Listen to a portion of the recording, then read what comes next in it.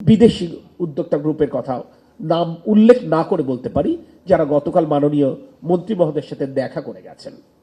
তারও বৃহৎ পরিসরে এলএনজি টার্মিনাল স্থাপন করতে চান। আমরা তাদের কাছে আনুষ্ঠানিক প্রস্তাব চেয়েছি, যেটা আমরা এক্সপ্লোর করব।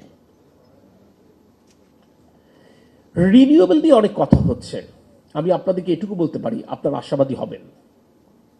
আমাদের নির্বাচনী ম্যানিফেস্টোতে আমরা 20% আমাদের টোটাল বিদ্যুৎ উৎপাদন সক্ষমতা 20% রিনিউয়েবল থেকে আনতে চেয়েছি। আমাদের একটু আপনাদের কাছে মনে হতে পারে ওভার অ্যাম্বিশাস একটি টার্গেট। গণ অভ্যুত্থান পরবর্তী সরকারকে একটু তো ওভার অ্যাম্বিশাস হওয়াই লাগবে জনগণের আকাঙ্ক্ষা পূরণের জন্য। আমরা প্রত্যাশা করছি, আমরা উদ্যোগ গ্রহণ করেছি, যাতে করে আগামী 4.5 বছরে আমরা রিনিউয়েবল থেকে প্রায় 10,000 মেগাওয়াট বিদ্যুৎ আমরা উৎপাদন করতে পারি। সে ব্যাপারে আমরা প্রস্তুতি গ্রহণ করছি। এটা হয়তো বা 40-60% রুফটপ থেকে হবে, 40-60% হয়তো বা ল্যান্ড বেসড থেকে হবে।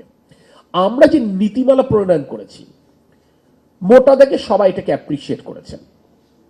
হয়তোবা এখানে আরো কিছু মাইক্রো লেভেলে কাজ করবার প্রয়োজন থাকবে। এখানে অ্যাসোসিয়েশনের সভাপতি বসে আছেন, উনি সাক্ষ্য দেবেন।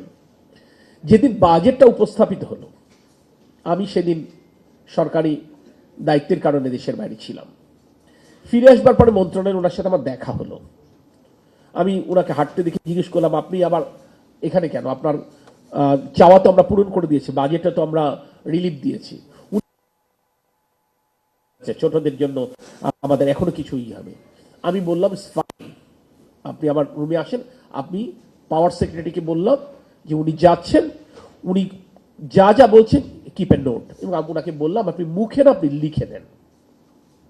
আপনারা জেনে খুশি হবেন, বাজেট যেদিন পাশ হয় তার আগেই কিন্তু এই সরকার এসআরও ইস্যু করে ওনাদের চাহিদা পূরণ করেছেন।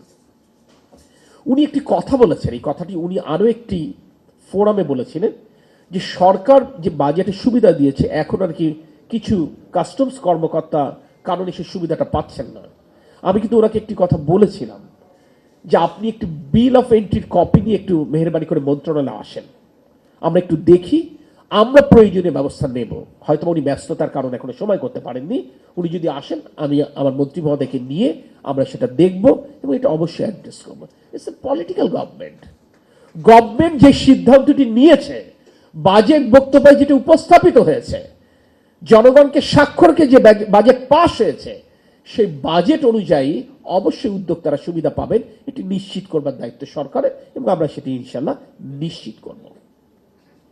এই সব আলোচনার মধ্যে একটি কথা উঠে এসেছে, দিন শেষে দেশীয় উৎপাদন বাড়াতে হবে। যদি আমরা না বাড়াতে পারি, যত আলোচনাই করি না কেন, কোনো সমাধান নেই।